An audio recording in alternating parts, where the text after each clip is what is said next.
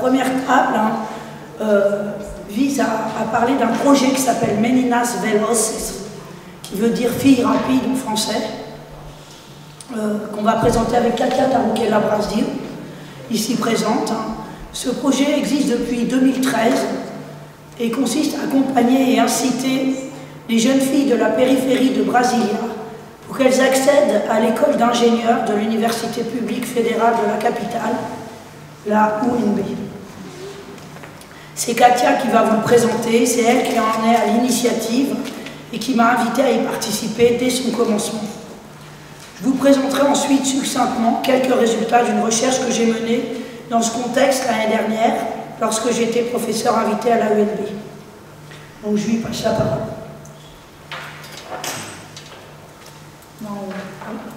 Ça marche?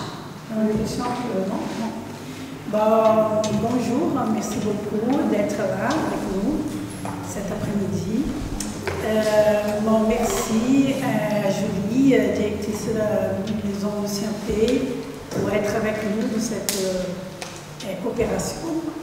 Et Valérie Ganem, mon amie depuis des années, qui ont essayé de faire des échanges, des discussions, une amitié très solide. Donc le travail, ça fait aussi avec des affaires, ça c'est très important. Bon, je vais vous présenter une narrative d'une expérience, parce qu'en fait je suis psychologue clinicienne, psychanalyste, professeur de psychopathologie de l'Université de Brasilia.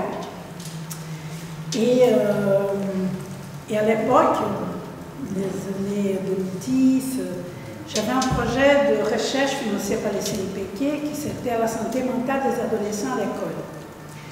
Alors j'étais dans cette école en train d'écouter les ados et aussi les enseignants, avec les collègues, une équipe multidisciplinaire.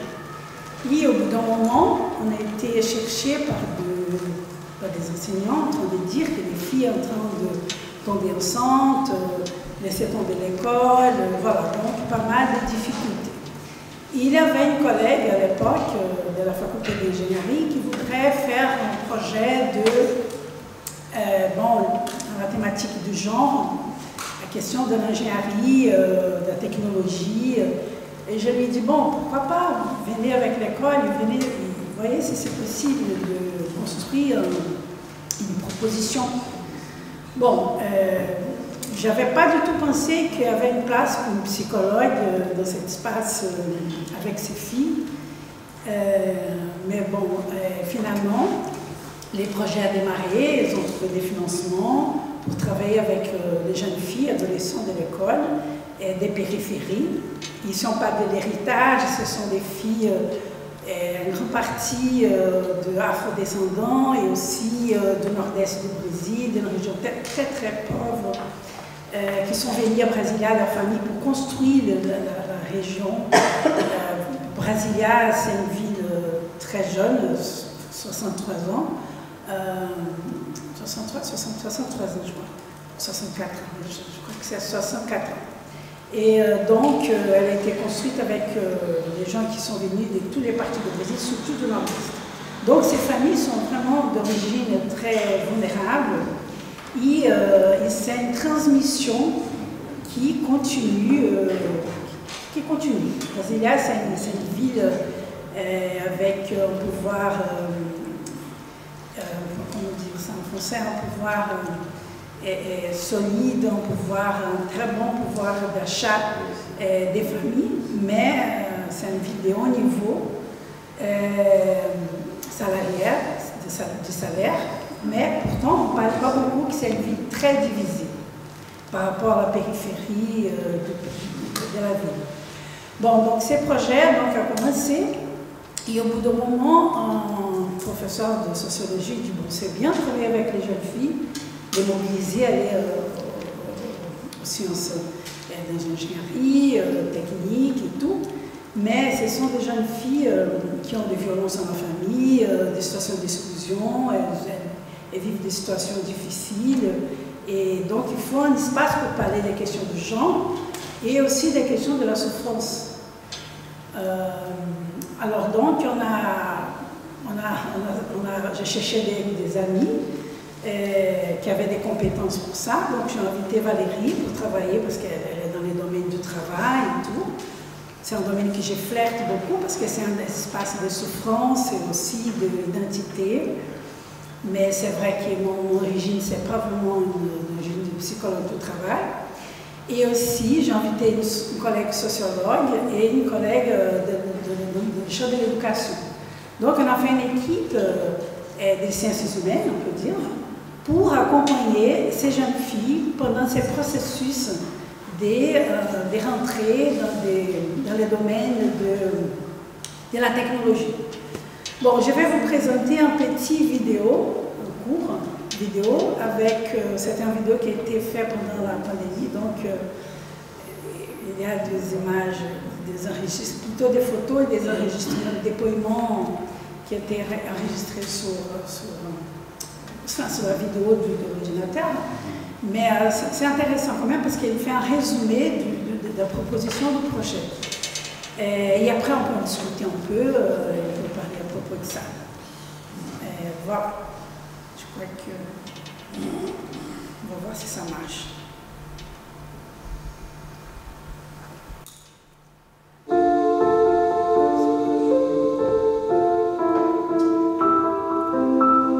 Eu estava na escola e uma das professoras responsáveis por chamar as meninas para o projeto chegou na minha sala, apresentou o projeto, contou como era a proposta e eu super me interessei. Eu já conhecia o projeto antes porque eu lembro que eu tinha visto uma entrevista no jornal com as meninas que participavam no ano anterior e super deu certo. Eu me candidatei e deu certo de entrar no projeto. O projeto Meninas Velozes é uma iniciativa interdisciplinar de extensão, ensino e pesquisa, iniciada em uma escola pública do ensino médio da periferia do Distrito Federal em 2013. Durante os 3 anos a gente participava de oficinas. Nessas oficinas a gente tinha a oportunidade de ver alguns conceitos físicos e matemáticos que a gente via na escola, como o movimento retilíneo uniforme, conceito de vetores, e a gente desenvolvia atividades práticas em cima desses conceitos, né? Essa iniciativa é voltada às mulheres nas engenharias e ciências exatas para o enfrentamento à divisão sexual discriminatória na formação educacional. A gente também tinha palestras onde a gente poderia conhecer mulheres nas ciências, a gente conheceu engenheiros, a gente conheceu diversas mulheres de sucesso. E a gente também tinha muito debate de questão de gênero, né? Para a gente conseguir se enxergar nessas áreas. Nós trabalhamos com motivação, então, de meninas e jovens, com base em métodos STEM, de ciência, tecnologia, engenharia e matemática, e criamos oficinas para que essas meninas tenham uma facilidade de entendimento de forma lúdica dos experimentos relacionados a essas áreas. Hoje eu sou monitora do projeto Meninas Velozes. Como monitora, eu tenho o trabalho de propor oficinas que abordam temas das engenharias, da física, da matemática e também da química, para as meninas do ensino médio. O projeto, em princípio, era só tecnológico, né? Conversando com o professor de sociologia da escola, ele falou: Kátia, olha, é importante a gente discutir que lugar é esse que elas vão estar rompendo, porque não é banal. Essas meninas têm histórias de violência na família, abandono, abusos sexuais e outros. Não é uma questão unicamente conteudística. Então eu entrei fazendo oficinas para trabalhar a questão da identidade, de gênero, dos conflitos sociais, da sexualidade. E elas têm conseguido, a partir da base que o projeto tem oferecido, tanto de conteúdo como também de apoio coletivo, o trabalho em grupo, sentir-se pertencendo a um grupo, o quanto que isso é um mecanismo que as auxiliam depois na vida futura de estarem numa sociedade que tem esses traços patriarcais, racistas, classistas. Então, elas vão precisar disso para a vida toda. E elas iniciam, né, todo o processo que o projeto oportuniza de conhecerem melhor a si mesmas, conhecerem melhor o lugar em que elas se situam nessa sociedade, saberem também as expectativas, né, que a própria comunidade, a família tem em relação a elas, depois no âmbito universitário igualmente, no âmbito laboral a mesma coisa. Esse projeto ele consegue integrar o ensino, a pesquisa e a extensão de uma forma muito rica, tanto para os alunos da graduação, como para as alunas que estão na escola e para nós, professoras, que produzimos artigos, reflexões a partir do projeto. Uma menina de periferia desejar entrar numa universidade pública gratuita de qualidade no Brasil é romper com alguma coisa que estava destinado a elas, mesmo que não fosse tão consciente. Fez bem demais essa experiência, mudou a minha vida, mudou totalmente meu pensamento, me fez gostar de algo que eu nem sabia que eu poderia gostar, né? Me fez gostar da engenharia. Eu aprendi muito que as mulheres podem ocupar qualquer lugar que desejar. Comecei a me ver como uma estudante de engenharia, comecei a me ver como uma mulher de sucesso nessa área também. Eu realmente aprendi que eu poderia ser o que eu quisesse.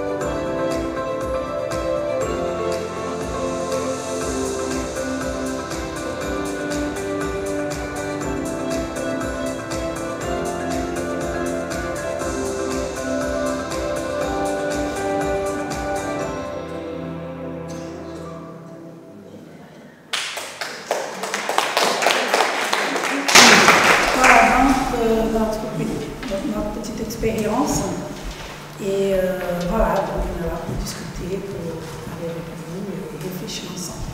Les projets continuent maintenant, il amène, même si on est plutôt loin parce que nous avons plusieurs projets, on continue en train de donner de support pour l'équipe. Maintenant, elle a des professeurs des autres universités, du Nord-Est et du Brésil, qui se sont mis ensemble avec l'équipe. Mais c'est aussi, depuis quelques temps, à l'époque, le projet était à l'attention des lycées, et depuis peu, ils sont au collège. Il y a aussi la deuxième partie du projet, c'était justement d'accompagner les jeunes filles qui rentraient à l'université, même si elles ne rentraient pas dans l'ingénierie, parce que rentrer dans une université d'élite, c'est très compliqué. Elles se sentent très isolées, une solitude énorme, enfin. Donc on a fait un espace d'écoute, moi et ma collègue de sociologie, pour les écouter de cette rentrée à l'université. Donc c'était en deuxième partie, on peut dire comme ça. Ouais, c'est tout. On va en parler pendant des heures de ce projet, il est super. Moi, à chaque fois, ça me fait chaud au cœur de voir ces jeunes filles. Alors, donc, on a fait une recherche avec Diane, vous l'avez vu un peu, Diane, c'est la chef de projet. Elle est prof de mécanique depuis le début, elle était avec une de ses étudiantes qui s'appelle Louisa Ferro, qui était apprentie chercheuse, parce qu'ils ont ça dans les universités là-bas. Donc on a fait une recherche qui s'appelle « Les défis des jeunes filles de la périphérie pour entrer dans les filières scientifiques » à l'université de Brasilia, l'année dernière. Ça consistait en 3 actions. Une étude par questionnaire auprès de tous les élèves de ce qu'on pourrait considérer comme la 3e, ici en France, dans l'une des écoles publiques partenaires du projet. On a fait aussi 2 groupes focales, pour appeler ça comme ça, avec les participantes lycéennes du projet. Et surtout, c'est surtout dans cette 3e phase que je me suis, moi, beaucoup impliquée, une recherche sous la forme d'entretien individuel clinique, selon la méthode mise en œuvre dans le cadre de la méthode historico-clinique, avec les jeunes filles qui ont réussi à rentrer et qui sont sur le point d'être diplômées. Parce que ce qu'elles disaient toujours, ces jeunes femmes, elles disent rentrer à l'UNB, c'est difficile, mais sortir formé, c'est presque impossible. Donc on s'est intéressé à elles. Et donc pourquoi utiliser la même méthode que la méthode historico-clinique? Parce qu'en fait, les difficultés que ces jeunes filles rencontrent pour entrer dans ces filières ont à voir avec l'héritage de l'esclavage transatlantique et avec la hiérarchie sociale de la couleur de peau qui en découle, pas que de la couleur de peau, du genre aussi en l'occurrence, où elles sont finalement, ces jeunes femmes racisées pauvres, très mal positionnées. Donc au cours de cette recherche, on a pu voir tout d'abord que les obstacles qu'elles rencontrent sont considérables et viennent de toutes parts, de la famille, de l'école, de la UNB, du gouvernement, qui ne met pas à disposition des transports publics, par exemple. C'est tellement compliqué pour elles d'arriver à l'université que déjà ça en décourage plus d'une.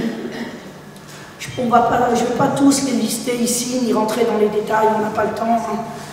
Et on est en train de faire un livre, à partir de cette étude, où ces jeunes filles sont co-auteurs, c'est en cours de rédaction, en portugais par contre.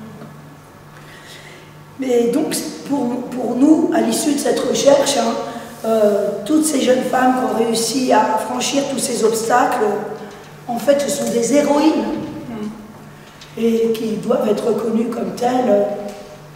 Alors voilà quelques résultats qui sont apparus comme particulièrement, à mon avis, originaux et intéressants. D'abord, ce qui est apparu très intéressant, à mon avis, c'est que finalement, d'après elle, l'apprentissage des maths et de toutes les matières qui relèvent des sciences exactes est plus accessible pour une enfant qui doit apprendre sans l'appui d'un adulte à la maison que les matières des sciences humaines. Ça, moi, vraiment, c'est quelque chose qui n'est pas du tout intuitif. Elles disent, le X dans l'équation, quand je l'ai trouvé, je sais que je l'ai trouvé, je n'ai pas besoin de quelqu'un pour me le confirmer. Alors que pour tout ce qui est histoire, littérature, machin, si je n'ai pas la bibliothèque, les bouquins, machin, je suis mal partie. Donc ça, c'était le premier truc qui nous a paru très intéressant. Aussi, le fait de pouvoir réfléchir en classe, entre élèves et avec le ou la professeure, sur les perspectives professionnelles qui s'offrent aux élèves en fonction de leurs résultats dans les différentes matières de l'entrée au collège, dès l'entrée au collège, pardon, donne un sens au travail scolaire à fournir. Ce qu'ils disaient les petits jeunes, c'est ça, c'est qu'en fait, vous voyez bien, on a vu ça beaucoup dans le questionnaire, où finalement, ils ne faisaient pas du tout le rapport entre les matières étudiées, les métiers qu'ils voulaient faire, et en discutant avec eux, on s'est rendu compte que vraiment, ces réflexions-là sont très importantes à avoir. Et en discutant de ça, il y avait la maîtresse qui était là, qui leur a raconté sa vie, qui avait une vie extraordinaire, qui elle-même aussi devait aller à l'école contre l'avis de ses parents et tout ça. Et du coup, ça a créé une émulation assez intéressante. Autre chose aussi, important à mon avis, selon les filles qui ont réussi à rentrer à l'université et à s'y former, pour ne pas être démotivées, il est fondamental de ne pas entrer en compétition avec les autres élèves, qui, de par leur origine sociale, sont beaucoup plus favorisés, et d'être plutôt dans une compétition avec soi-même. Ça semble un peu évident comme ça, mais franchement, elles racontaient tous qu'à un moment où elles ont compris ça a changé la donne, ça a vraiment eu un impact psychique pour eux très important pour pouvoir travailler et réussir malgré qu'elles étaient extrêmement mal positionnées pour le faire, a priori. Autre chose aussi, c'est que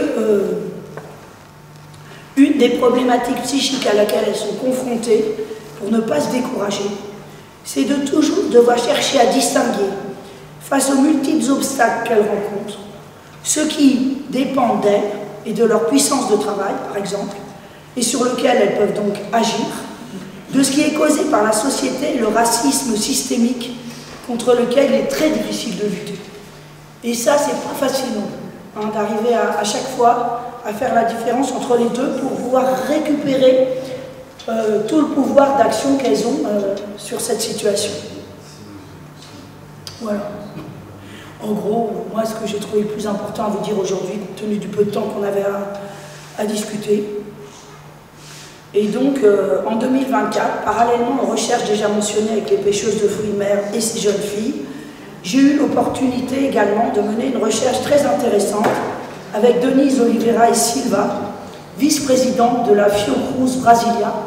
La Fiocruz, c'est une espèce de fondation publique-privée qui est un peu l'équivalent, on pourrait dire, d'Institut Pasteur, hein, et qui est nutritionniste, qui est spécialisée en nutrition. Et donc, on a mené ensemble, à son initiative, une enquête extrêmement intéressante auprès des employés domestiques qu'elle va vous présenter maintenant. Elle n'a pas pu venir, comme je vous disais, à cause de problèmes administratifs. Et à la suite de Denise, on écoutera donc Michel Redondo, qui, elle, nous parlera des jeunes filles au pair. Tout ça est très en phase avec le thème de notre table ronde, marge, genre et travail.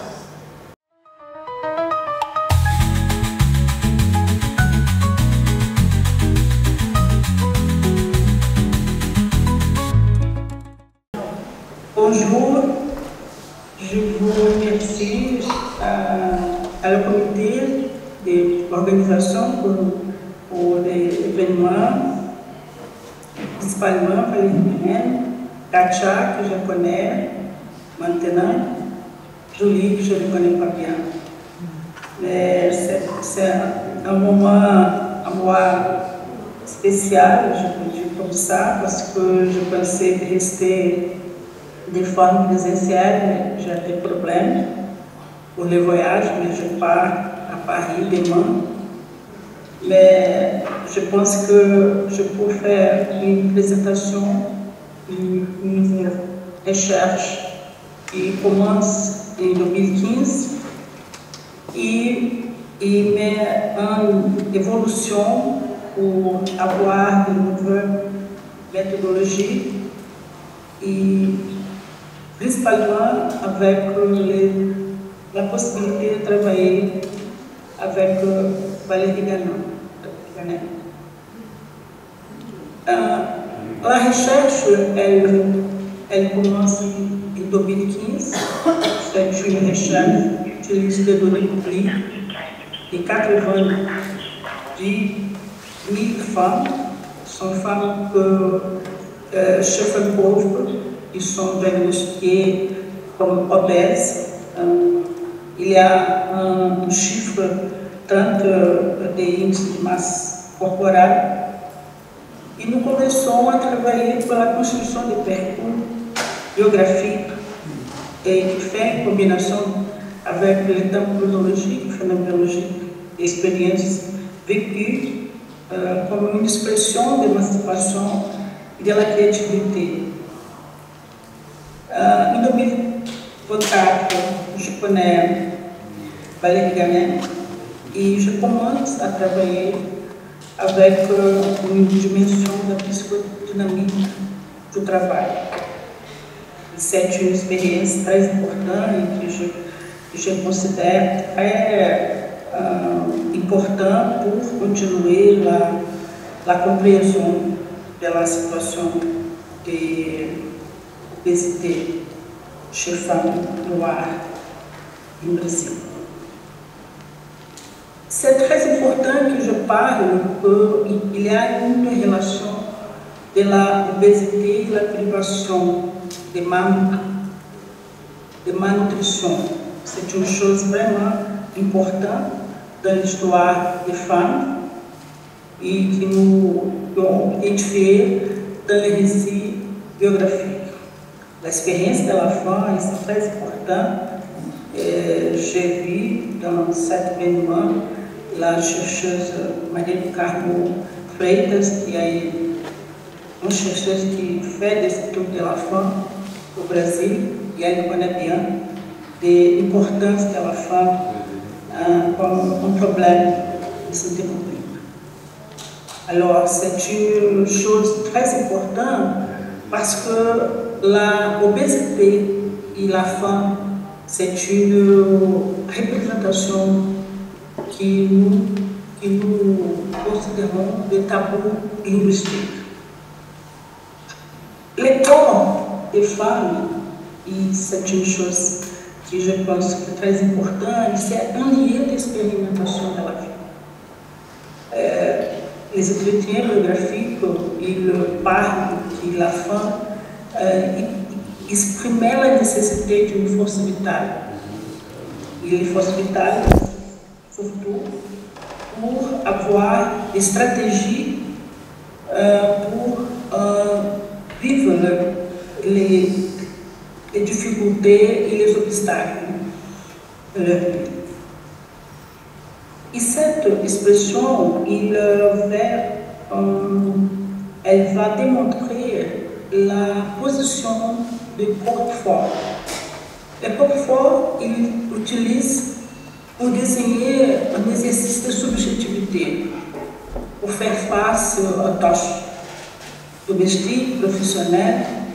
Et cette femme-là, il parle de cette situation, il commence no moment de l'enfance, entre 5 et 7 ans.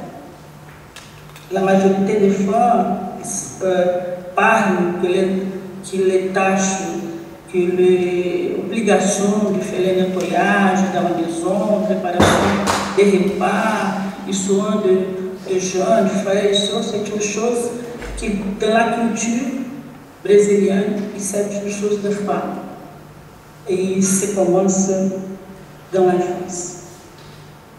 Cette caractéristique, je pense que est très importante, et j'utilise les mots corps fort, semble également dans les discours de la femme de la maturité féminine. Je pense qu'il y a une liaison entre l'évolution du corps fort comme une expression de maturité féminine. Cette chose-là, à travers le passage de la fille à la femme, et surtout pour la raison de capacité de concevoir, il arrive à la puberté et un signe biologique du passage à l'adolescence et surtout en période de changement des comportements de l'image corporelle.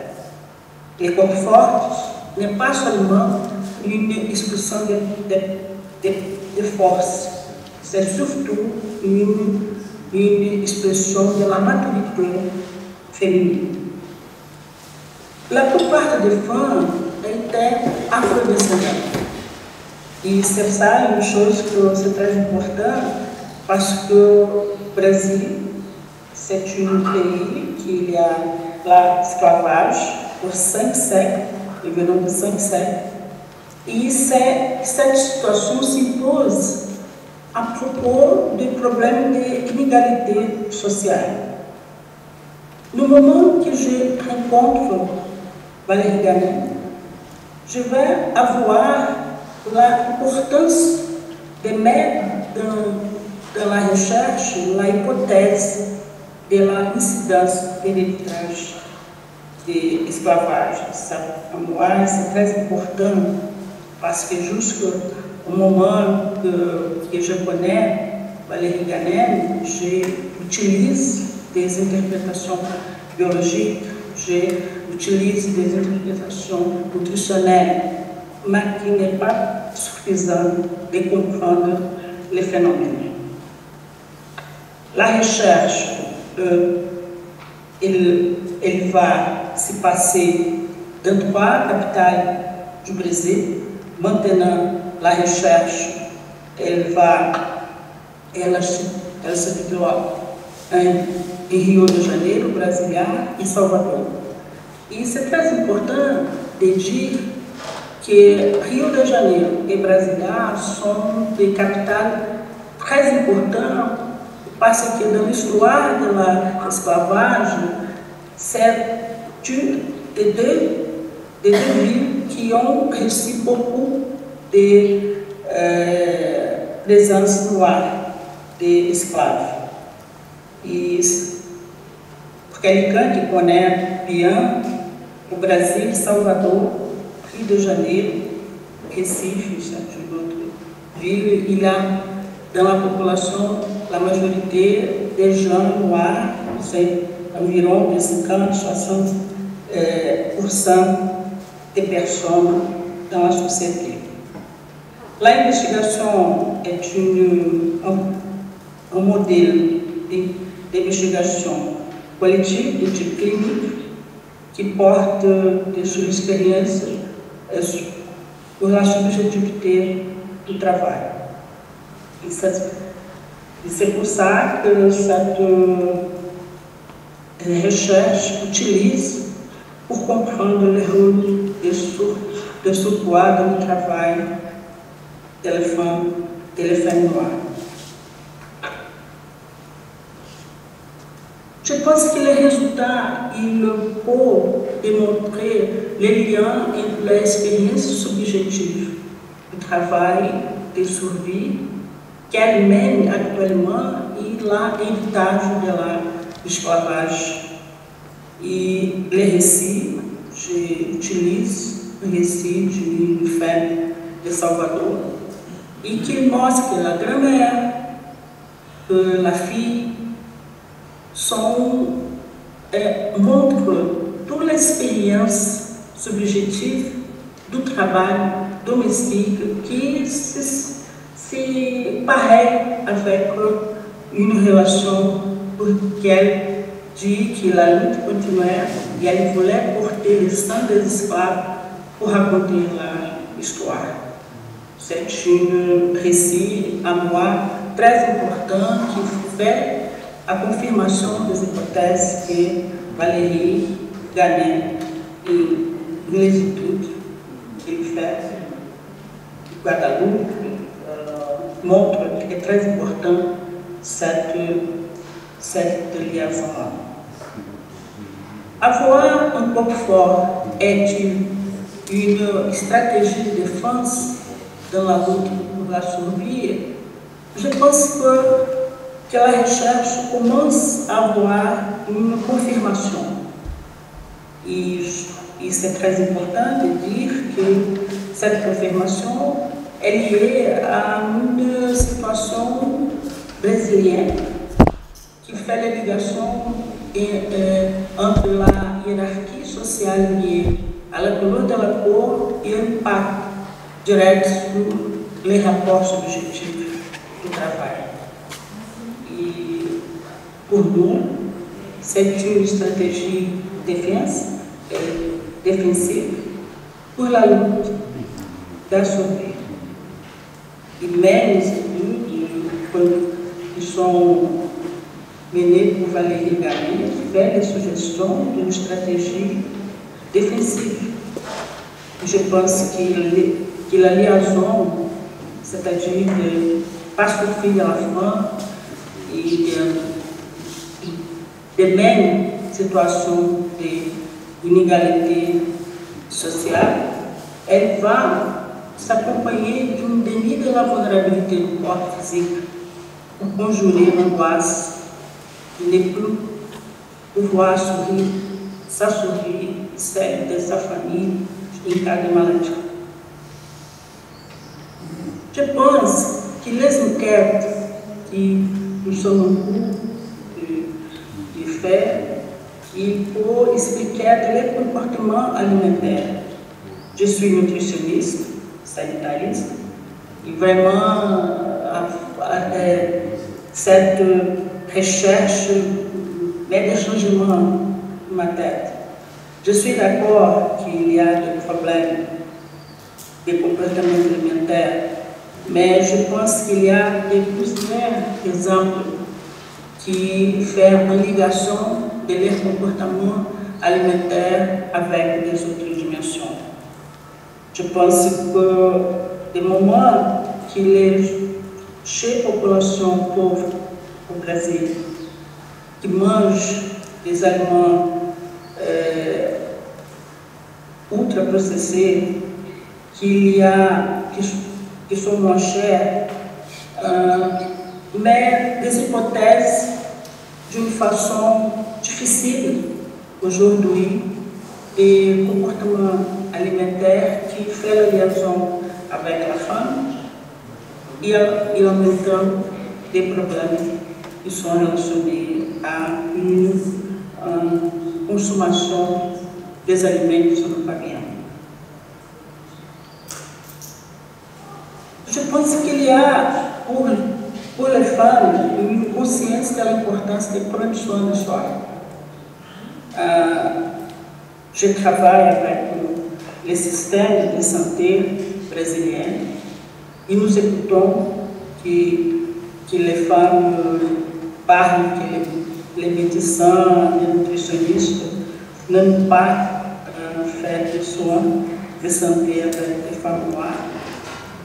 Et je pense que les femmes disent qu'il est nécessaire de construire cette défense de la lutte de la survie pour prendre conscience d'elles-mêmes et d'avoir des coopérations collectives pour défendre les droits.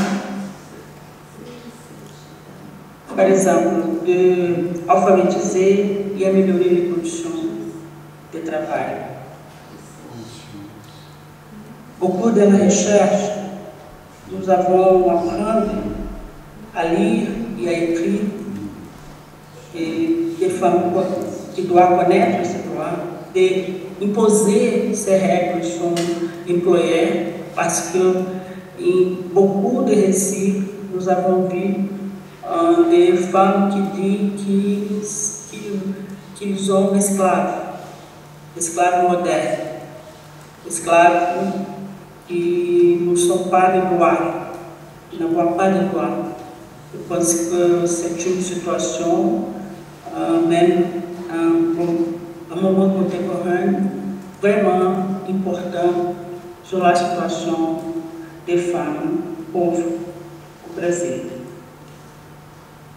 Je pense que la société brésilienne doit encore surmonter l'héritage de l'esclavage, tant que structure d'inégalité sociale qui détermine les prix, invisibilité et racisme.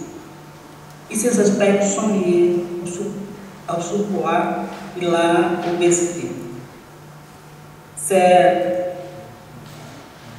Je finis maintenant et je suis à disposition pour les questions. Merci.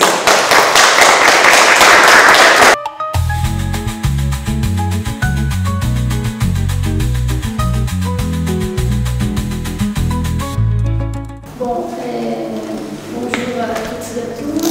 D'abord, je voudrais remercier l'invitation d'être ici.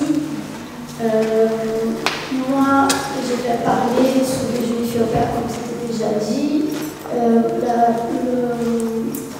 Ma présentation s'appelle les juifs au père, l'héritage de l'esclavage.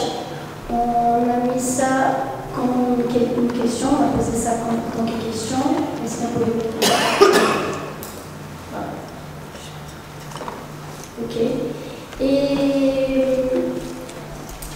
pour répondre à ça, pour essayer de réfléchir par rapport à ça, en tout cas, moi je vais vous présenter un peu ma trajectoire de recherche qui va expliquer d'où ces événements il est venu. J'ai choisi aussi de travailler après avec une anthropologue qui va vers la psychanalyse, en pensant à pouvoir peut-être dialoguer avec Katia, aussi dans ce sens-là. On verra si ça va marcher. C'était un pari que j'ai fait aussi. On ne connaissait pas vraiment le travail, mais ensemble, je me suis dit, voilà, peut-être on peut peut-être cette table. Et bien sûr, je vois les jeunes filles au père, autant qu'on sort des travailleuses domestiques, et on va réfléchir pourquoi elle a un autre nom, celui-là des travailleuses domestiques. Et donc, dans ce sens-là, on parle beaucoup de l'héritage de l'esclavage et de ses impacts négatifs sur les populations noires, mais on parle presque jamais de l'héritage esclavagiste et des impacts positifs pour les personnes blanches. Et ma présentation, elle est basée un peu sur cette réflexion-là. Quel avantage, on va dire comme ça, les blancs, ils ont eu par rapport à ça. Ça vient de l'idée de la blanchicité, et j'ai pris cette phrase du livre de Cida Beito. On peut passer ça. Bon, pour commencer, je ne sais pas si tout le monde est au courant, je vais expliquer qu'est-ce que c'est une jeune fille au père. Moi, j'ai pris cette image d'un site internet, le site internet qui s'est plus utilisé pour celles-là qui ont envie d'être jeunes filles au père. Il s'appelle Open World. C'est moi qui ai mis l'échange culturel là. Sur le site, il n'y a pas ça, mais là, il y a une définition de jeunes filles au père. Une personne célibataire et sans enfant, âgée de 18 à 30 ans, qui décide de vivre à l'étranger chez une famille d'accueil pour une période définie. Une fille ou garçon au père s'occupe des enfants de la famille et des petites tâches ménagères. Moi, j'aimerais bien qu'on remarque l'image qui s'est utilisée. On ne voit pas un enfant, on ne voit pas quelqu'un s'occuper, voilà, on voit plutôt une idée dans ma façon d'analyser cette image d'aventure. C'est pour ça que j'ai dit que le programme s'appuie plutôt sur l'idée des échanges culturels. Et donc, il y a des garçons au père, mais la grosse majorité sont des filles. Moi, je vais parler dans le sens comme si c'était tous des filles pour la raison de la reproduction sociale, du travail domestique lié aux femmes. Et donc là, on voit un peu la définition qu'on a vue sur le site.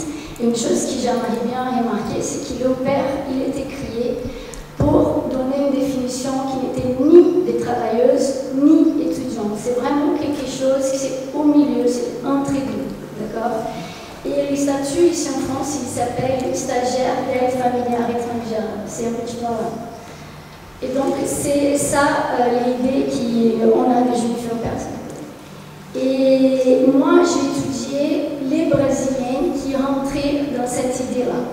Et moi-même, j'étais jeune fille au père brésilienne. Ça, mes études, ils ont commencé en 2008 à ce sujet. Et dans ces moments-là, j'ai affirmé que l'un des facteurs de succès du programme, c'était qu'il camouflait la relation de travail qu'il constituait. Cet aspect, je disais que cet aspect correspondait à l'habitus d'une classe sociale brésilienne qui acceptait d'y prendre part. L'habitus, c'est un concept de Bourdieu qui explique notre manière de voir et de sentir l'univers. Donc voilà, c'est comme si c'était un travail répondu par une sorte de personne. D'accord? C'est qu'il y avait un habitus. Et après cette affirmation, j'ai fait cette affirmation au master, des 20 jeunes filles au père que j'ai accompagnées, 17 sont devenues nous en France. Des 20 sont restés en France, et pardon, des 20, 17 sont restés en France, et de ces 17, elles sont devenues nous. Donc je me suis dit, qu'est-ce qui s'est passé? Que ces jeunes filles que j'avais dit, elles acceptent d'être au père parce qu'elles ne sont pas vues autant que travailleuses domestiques, elles maintenant deviennent comme si bien c'était. Ça veut dire qu'elles deviennent vraiment, sans la camouflage du programme et tout ça, travailleuses domestiques. Et là, je montre qu'est-ce qu'une jeune fille au père. Dans ce moment, elle était une ex-fille au père. Parle sur ça, elle dit voilà, toutes les filles qui sont sont venues ici comme au père, une fois qu'elles ont obtenu leur master, c'est-à-dire une fois qu'elles n'ont plus besoin de le visa d'au pair, la plupart ont commencé à travailler comme nous. Donc je pense que c'est une transition naturelle, je dirais. Et cette personne, elle raconte aussi, j'ai voulu continuer, surtout parce que je savais que je pourrais concilier cela avec mes études. Je n'aimerais pas travailler ailleurs en sachant que je n'aurais pas mes heures de babysitting pour étudier. Moi, j'ai choisi cette phrase pour aussi illustrer l'importance des études dans cette trajectoire-là pour les filles. C'est-à-dire, il y avait toujours une autre raison que le travail en soi. Moi, j'ai fait ça pendant que j'ai fait mes études. Et donc, dans ces moments, moi, j'ai commencé à étudier qu'est-ce que j'appelais les trajectoires du care, la trajectoire du soin, la trajectoire de ce travail-là, des jeunes filles au père à nous.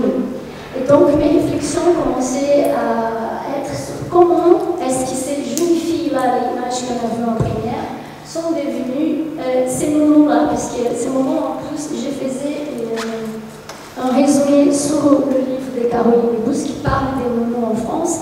Et donc, ma question, c'était comment cette transition, elle était faite, en sachant, encore une fois, que moi, j'avais affirmé qu'elles ne seraient pas capables de... C'est mal dit comme ça, d'accepter cette position-là. Avant un peu de continuer, moi j'ai mis ça en jeu juste pour expliquer que pendant ma recherche sur cette trajectoire des jeunes filles au père, j'ai développé aussi une haute socioanalyse, puisque autant que jeune fille au père moi-même, j'ai pu rentrer dans la réflexivité pour savoir qu'est-ce que c'était à moi, qu'est-ce que c'était aux autres filles avec qui j'ai travaillé. Et là, petit à petit, ça s'est développé et est devenu une haute socioanalyse. Dans ces moments, j'ai découvert c'est là que j'ai fait une petite parenthèse dans l'idée de jeunes filles au père, j'ai fait vers moi et mon histoire. J'ai découvert que des 5 femmes de ma famille maternelle, les 5 étaient allées travailler chez quelqu'un d'autre pour faire des tâches domestiques. C'était comme si la famille de ma grand-mère, c'était le côté pauvre de la famille qui vivait dans la campagne. Ils envoyaient leurs filles pour travailler chez des tatas, des oncles qui étaient des mieux pensions de famille. Et moi, pendant toute ma vie, je n'étais pas au courant de ça. C'est comme si c'était... moi, j'appelais cette sorte de travailleuses familiales.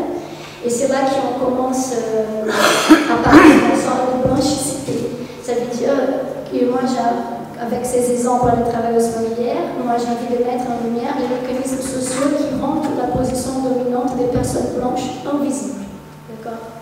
Et donc, comme je disais, c'était effacer le travail domestique de la narrative des méthodes. Je savais d'une, parce qu'elle était encore dans ces domaines, on va dire comme ça, mais toutes les autres, jamais parlé à ces sujets-là. C'était une coïncidence comme je suis. Et donc, une fois que j'ai commencé à faire un entretien avec une, dans son entretien, ça, mais elle aussi, elle a fait. Et donc, voilà, finalement, tout le monde était allé chez quelqu'un faire un travail domestique. Et moi, et toutes les autres personnes de ma famille, la famille nombreuse, n'étaient pas au courant. Là, je prends un exemple d'une de mes tantes qui était chez deux autres tantes de 10 ans à 19 ans. Elle passait 9 ans là-bas. Et quand je lui demande, par exemple, si elle se voyait comme travailleuse domestique en membre de la famille, sa réponse c'était bien sûr, je suis un membre de la famille, en sachant qu'elle n'a eu jamais un salaire, donc ça aussi rentre dans les affaires de la fête, et dans les faits, voilà, je suis dans la famille. Et comme j'ai demandé aussi, parce qu'au Brésil, il y a souvent cette idée de faire des cadeaux, de faire un cadeau domestique et tout, c'est elle avait des cadeaux, comme elle achetait ses habits et tout ce qu'elle utilisait, c'était quelque chose qui leur tante n'avait plus besoin. Donc elle n'avait jamais quelque chose pendant toutes ces années de nouveau, rien, voilà. Elle n'a aucun problème avec ça. Et voilà, après 9 ans, elle s'est considérée quelqu'un comme la famille. Et la réponse, c'était aussi, je n'étais jamais présentée autant j'étais toujours présentée dans la cuisine. Et un moment qui, moi, je pose la question, mais pourquoi tu as resté tout ce temps chez eux à place d'aller travailler chez quelqu'un d'autre pour avoir son propre argent et développer sa individualité. Et là, ils ont toujours été prétentieux.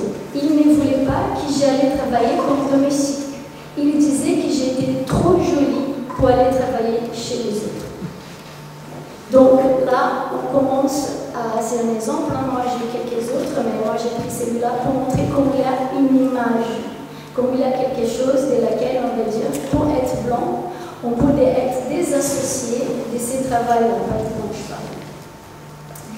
Et en parlant, du coup, j'ai parlé avec ma famille maternelle, je suis allée parler avec ma famille paternelle, il y avait aucune, et c'était la même nombre de temps, 5, ils sont juste de chaque côté. 5 femmes, 5 femmes.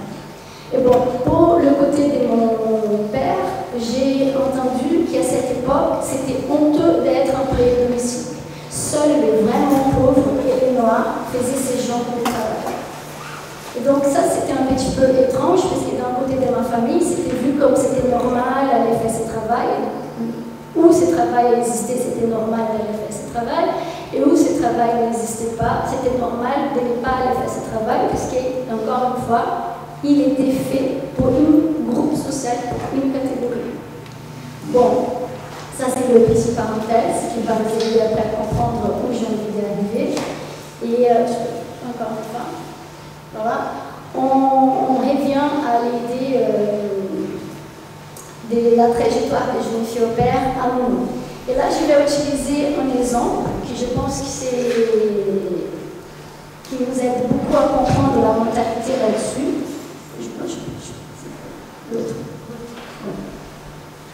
Quand je demande à une jeune fille au père comment elle se sentait en train de travailler chez quelqu'un, elle me répond « Mais je ne suis pas venue en me disant que j'étais une employée de maison. J'étais la jeune fille au père, ce qui est différent. Ce n'est pas le même esprit. Je n'étais pas la nounou, j'étais une personne qui aidait. » Donc là, pour moi, qu'est-ce que c'est intéressant, c'est que cette fille, elle a une clarité de qu'est-ce que c'est une jeune fille au père. Je vais vous montrer tout à l'heure. Elle nous explique. En fait, le statut de la jeune fille au père est celui d'une stagiaire, ce qui est différent de celui de nous. Le travail est le même, mais nous participons. C'est ce que j'ai dit. Je n'ai jamais été victime de discrimination. Donc, comme ça, quand il y avait une fête à la maison, j'étais invitée. J'ai participé à la fête. Mais bien sûr, comme je vivais là-bas, je me sentais obligée d'aider aussi. Je n'ai jamais été exploitée. Mais je pensais que c'était professionnel parce que je venais dans un endroit que je ne connaissais pas, chez une famille que je ne connaissais pas. Bon, cette fille, elle montre qu'il n'y a pas d'illusion sur le programme d'échange au père. Elle voit ça comme un travail, mais pas comme un travail de nous. En sachant que quand je fais l'entretien avec cette fille, elle est déjà une ex-jeune fille au père. Et à ce moment, elle est nous. D'accord? Et donc, elle est en train de faire une différenciation là-dessus. Et du coup, je lui pose la question en disant, alors, si tu dois expliquer à quelqu'un au Brésil ce que tu fais ici, qu'est-ce que tu dirais? Et là, elle me répond, je suis une baba, les gars. Là, j'ai laissé les deux mots, nounou et baba, pour vous expliquer une chose. Chaque fois que j'ai parlé avec ces filles, j'ai parlé en portugais. Et la phrase entière s'était faite en portugais, mais le mot baba n'était jamais employé. C'était tout le temps nounou. Elle n'a jamais disait je suis baba, eu sou baba. Elle disait eu sou nounou. Ça veut dire la langue en portugais, le baba n'était jamais employé. C'était toujours le mot en français, comme s'il était quelque chose d'autre. Et là, elle explique. Je vais chercher les enfants à l'école, mais la différence, c'est que contrairement au Brésil, la vision de nous ici n'est pas une catégorie inférieure. Comme ça, d'une personne qui vient forcément d'un endroit pauvre, de la favela, qui ne sait rien, quelqu'un qui n'a pas fait des études. On parle de faire les études. Ici, normalement, ceux qui font la nounou sont des étudiants qui savent qu'ils doivent payer le... et ainsi de suite. Donc, ils n'ont pas ces trucs, comme puis-je l'expliquer, c'est pas une sous-catégorie, comme au Brésil d'être nounou ou une bonne, par exemple. Bon, là, on voit qu'elle fait une distinction entre ceux qui ont fait le travail domestique au Brésil et ceux qui ont fait le travail domestique en France. Et on voit toute une image qui finalement ne correspond pas à cette image que Caroline Bus nous raconte, qu'est-ce que c'est la même en France, que c'est les Africains qui viennent, c'est une image des étudiantes qui sont là. Et donc, pour continuer là dans cette idée, j'ai pris cette photo aussi pour montrer cette image de l'étudiante. Là, c'est l'affiche pour commencer à être jeune fille au pair dans un site internet pour s'inscrire. C'est voilà, commencer votre aventure au pair gratuitement et sans engagement.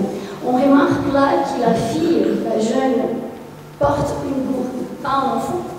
Au contraire de cette image qu'on a de nous qui porte un enfant blanc. Et cette image-là, j'ai dit ceci n'est pas une nounou. Voilà. Et cette image, elle vient du livre de Rita Laura Salgado, qui s'appelle L'Édipe noir. Il était en Brésil, il s'appelle L'Édipe brésilien. Ici en France, il est édité autant que L'Édipe noir. Et cette différenciation, elle était faite pour dire que ce n'est pas une question du Brésil. C'est tous les pays qui ont connu l'esclavagisme des personnes noires. Elles ont pu vivre cette idée-là de l'Édipe noire. Pourquoi ça c'est intéressant? Parce que quand on pense à l'Édipe, on pense à la rentrée du sujet dans la couture. Ça veut dire tout ce qui l'entoure là-dedans et faire des buts, on va dire, la couture. Sagata, elle va nous dire qui c'est là. Ceci est une mère non blanche. Bon, dans une vision psychanalytique, pode passar mais para a gente mais rápido? Mais uma. Voilà. Dans une vision psychanalytique, elle va dire que la flocclusion de la nourrice induit simultanément les flocclusions du travail de reproduction et de la négritude. Voilà. Il s'agit d'une flocclusion d'une reconnaissance simultanée du marginal et du racial, de la mère et de la négritude. Et c'est pour ça qu'elle va affirmer qu'elle, c'est une mère non blanche. Dans ses recherches, elle va commencer donc à se demander où sont les nourrices. Après, je ne vais pas tout raconter l'histoire, la trajectoire de son histoire, je saute beaucoup là. Mais à un moment, elle commence à chercher les images des nourrices dans l'histoire au Brésil. Et elle trouve cette image-là, qui c'est dans le livre d'un historien, Luis Felipe de Castro, qui dit presque tout le Brésil tient sur cette photo. Et il va parler des droits de propriété sur les maîtres, sur les esclaves. Segata, elle va développer cette idée au niveau psychanalytique aussi. Je ne vais pas m'arrêter là. Mais une autre chose qui nous intéresse là-dessus, c'est qu'il y a une affirmation d'un psychanalyste brésilien qui dit les sujets noirs possèdent pour l'idéal le blanchissement. Elle forcée de vouloir détruire les signes des couleurs de sa peau et de sa descendance. Segata a fait une critique à cette affirmation en disant que ce n'est pas le sujet noir comme unique porteur de symptômes. Il appartient à beaucoup de sujets blanchis considérés comme non noirs dans la société brésilienne. Et je pense que les films Fiobert illustrent cette idée-là. D'accord? C'est cette question qu'on a vue un peu dans la présentation antérieure de l'association des domestiques aux esclaves et qui ont envie d'effacer. Et qui j'essaye de vous montrer qui l'opère. C'est une manière de le faire. Et donc il y a une critique qui s'est gâteau, elle fait à l'anthropologie brésilienne en disant qu'il y a une absence de l'inscription de la double maternité, mère de la mère et de la nourrice, dans les monétiques académiques. Qu'est-ce qu'elle va nous dire? C'est qu'il y a un racisme dans l'académie brésilienne qui nous empêche de voir cette double maternité. Et dans ces recherches, et moi, on va dire, moi, qu'est-ce que j'ai essayé maintenant, je commence à réfléchir un peu sur ça, je ne suis pas historicienne, c'est s'il y a eu un racisme qui a empêché ça, il y a peut-être aussi un élitisme dans l'académie qui empêche aussi d'avoir le travail domestique de manière plus large. Parce que quand on voit toutes les pôles des photos qu'on trouve des nourrices, qui Salgado a trouvé quelques-unes, on voit des nourrices, des propriétaires, des fermes, des gens de l'élite. Mais si on pense à une organisation sociale où tout le monde a besoin de soins et tout le monde a besoin de s'organiser là-dessus, comment est-ce que les gens qui n'avaient pas l'argent s'organisaient pour avoir quelqu'un à la maison pour travailler pour eux? Qui faisait ce travail-là? Si les esclaves, ils étaient aussi chers. D'une façon, c'est une question pour l'élite. C'est comme si on était dans l'académie en train de reproduire cette idée depuis longtemps. Et c'est sûr et certain que ça, j'ai aucun doute là-dessus, que ça a des conséquences. Ma question c'est, est-ce qu'on est en train de garder ce travail et reproduire le racisme là-dessus, en ne pas considérant le soin comme quelque chose que tout le monde a besoin et qui s'organise d'une manière qui rentre la question de la classe sociale et que chacun il peut payer là-dessus. Et les jeunes femmes, bien sûr, c'est maintenant les travailleuses domestiques des milites. Bon, et donc là, qu'est-ce qu'on voit? C'est tout ce qu'on a vu, c'était la discrimination, l'exploitation, la question de la sous-catégorie. Et donc, comme Tati nous raconte, l'association Lieu Pauvre, la favela. Tout ça que j'ai mis en rouge, c'est des questions de vulnérabilité. J'ai dit que personne n'a envie d'être associé à une vulnérabilité sociale. Et l'histoire explique ça. Par contre, si c'est juste une activité comme une autre, si c'est comme pour étudier, c'est pour ça que j'ai mis vert, ça c'est possible et faisable de le faire. Et donc, l'image qu'on pense à la trajectoire de Jules Flaubert en nous, ce n'est pas la première image que je vais vous montrer, c'est cette image-là en fait. Jules Flaubert, c'est une nous-là, c'est jamais une baba. Elle continue à être associée à une étudiante. Et par coïncidence, c'est des sites différents, mais on voit que les filles ici, elles s'y descendent. Bon, donc j'arrête là et avec la réflexion, est-ce que je vous fais faire un montage du refus de l'esclavage? Voilà, merci.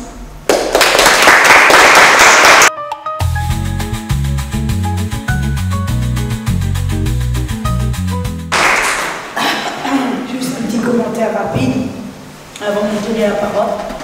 Cette question de savoir quoi faire avec ses enfants quand on est employé domestique, c'est une vraie question. Dans notre enquête avec Denise, c'était crucial.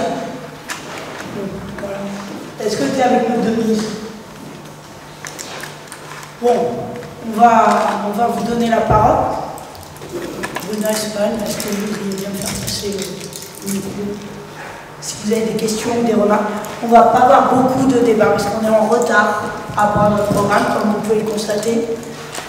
Mais si vous avez une ou deux questions, on va les répondre par souci d'équité entre nos tables. Et si vous n'avez pas, on va vous donner. Non? Pas de questions? Non, tant mieux.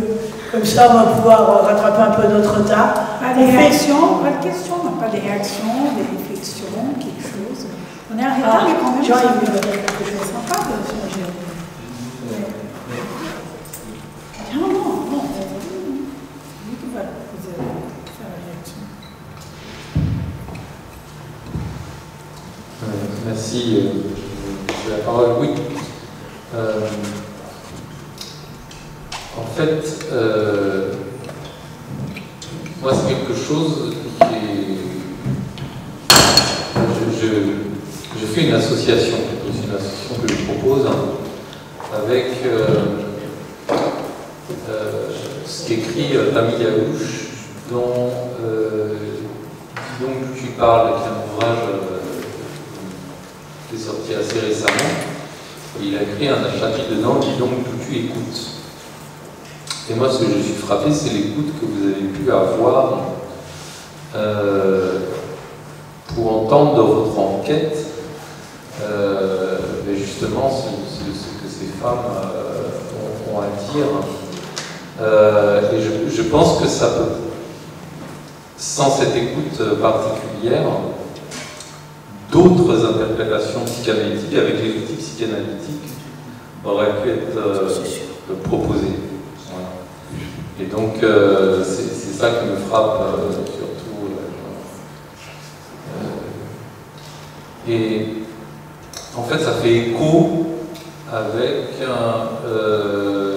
mes premières inquiétudes d'étudiant lorsque j'ai eu à écouter comme psychologue dans une autre culture que celle où j'ai appris la psychologie. C'est-à-dire, moi j'ai appris la psychologie en France et j'ai eu des expériences d'écoute en Côte d'Ivoire. Et donc, effectivement, quand j'étais étudiant, j'avais ce contre-François où je me disais est-ce que je suis un bon étudiant en psychologie, parce que ce que j'ai écouté n'est pas du tout ce à quoi je m'attendais. Merci. Merci.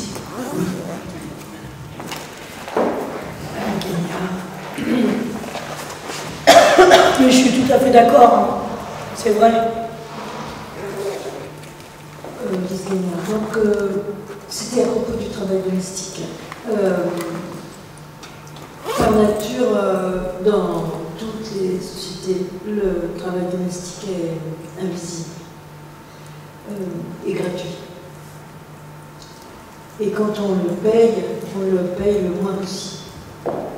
Plus on s'approche des bébés et tout le travail du cairn, plus on s'approche des grandes vulnérabilités, des tout petits, des personnes très âgées, moins on est payé.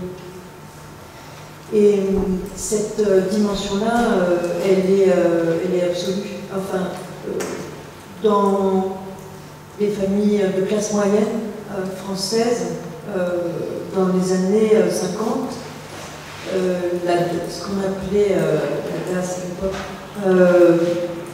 les jeunes filles en difficulté étaient placées dans des établissements de redressement pour en faire du personnel domestique, pour être placées dans les familles.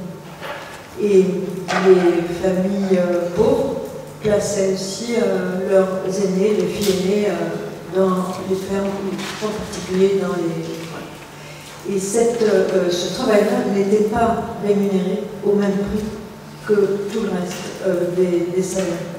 Et je pense que c'est très important. Et dans cette mesure-là, je me demandais plus précisément pour vous, quand elle passe du statut pour vos personnes étudiées, quand elles passent du statut de jeune fille au père, donc un statut noble, qui continue l'invisibilité et l'invisibilisation du travail domestique, et en particulier du travail au plus petit, quand elles passent de ça à nounou, comme elles disent, en fait, c'est parce que nounou, c'est payé beaucoup plus cher que, il me semble, en tout cas, que une jeune fille au père. Est-ce que c'est... Enfin, la modification du statut, qui n'est donc pas baba, c'est-à-dire nourrice, mal méprisée, inférieure, subalterne, avec un statut, au contraire, de salarié. Je me demande. Merci pour la question. En fait, moi, quand j'ai fait la recherche pour voir les différences, la question de l'argent, c'est pas vraiment de cette manière-là qu'on peut voir, parce qu'en fait, c'est des filles qui sont à Paris. Donc, dans ces moments-là, elle doit payer le loyer, c'est cher. Elle doit, quand elle devient elle doit payer le loyer, elle doit payer leur nourriture. C'est quelque chose qu'ils n'ont pas l'habitude de faire. Et donc, l'argent qu'elle reçoit, ça part aussi par elle. Et pourquoi c'est une question vraiment de vivre en dehors de chez quelqu'un, l'importance. Et en plus, elles n'ont pas le droit de continuer autant que je le fais. On peut continuer seulement pendant 2 ans. Après, il y a un statut, c'est pas celui-là de stagiaire, de jeune au-père, c'est au-père salarié qui c'est possible. C'est possible. Mais l'envie de sortir de chez quelqu'un et de plus vivre avec quelqu'un, c'est aussi un signe de réussite. C'est-à-dire, maintenant, j'ai chez moi, je vivre de notre manière. Donc,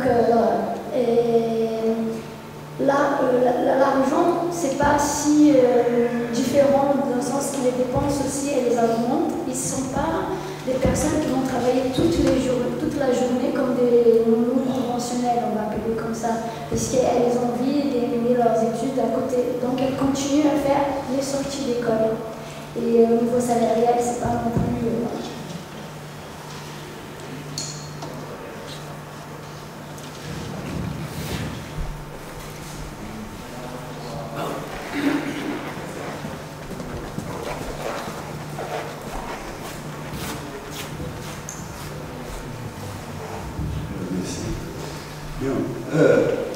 Aujourd'hui, selon l'Organisation internationale du travail, nous avons environ 50 millions de personnes qui travaillent dans des conditions analogues à l'esclavage, y compris le travail domestique.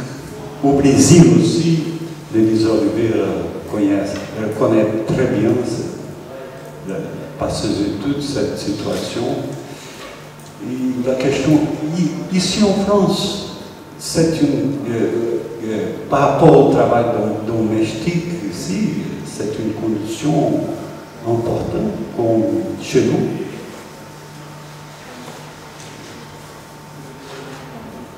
C'était pas une question. C'était une question. Oh, une question pour Michel. Pardon, du coup, j'ai pas compris. Est-ce que vous pouvez répéter? C'est pas du petit, c'est la question du travail similaire, analogue au esclavage, au travail esclave. C'est des jeunes filles au père, c'est un travail analogue au travail esclave. Le travail domestique, chez nous avons plusieurs dénonciations par rapport à ça. Et je vous demande ici en France, qu'est-ce que vous avez rencontré par rapport à ça? Il y a un groupe, on va dire comme ça, qui se battent exactement pour dire que les jeunes filles au père, c'est un travail analogue à celui des esclaves. On n'a pas de recherches pour parler des chiffres.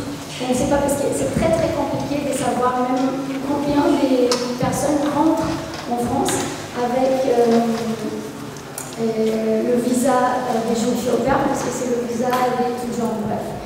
Mais sur Internet, on va chercher sur les groupes des discussions entre les ex-jeunes filles au père et l'association qui parlent de cette manière-là. Parce que non à Paris, parce que ça c'est mon cas, mais qui en campagne en France, il y a des cas où les gens se trouvent de cette manière-là. Moi, j'ai pu accompagner, j'ai parlé des 20 personnes, parce que j'ai parlé seulement des filles, mais j'ai accompagné quelques garçons avec qui j'ai devenu amie, que j'ai connu l'histoire. Et donc, ils sont juste 4. Et il y a eu des conditions d'esclavage à la campagne, et donc c'est pour ça qu'il est venu en cachet à Paris. Il y a des cas comme ça. Mais pesquer, c'est aussi un commerce, on appelle ça le commerce au pair, et que c'est compliqué de trouver des chiffres par rapport à ce sujet. On ne peut pas affirmer ça. On sait seulement qu'il y a des histoires qui parlent de cette façon. Mais comme ça passe par des agences, par des plateformes et tout, c'est comme si non, c'est un échange culturel, qu'il y a des règles et qui c'est pas donc l'esclavage. Mais dans la pratique, ça arrive qu'il y a des gens, des histoires qui s'approchent de cette culture. Merci. On va devoir vraiment mettre fin à cette table. Par respect pour la table suivante,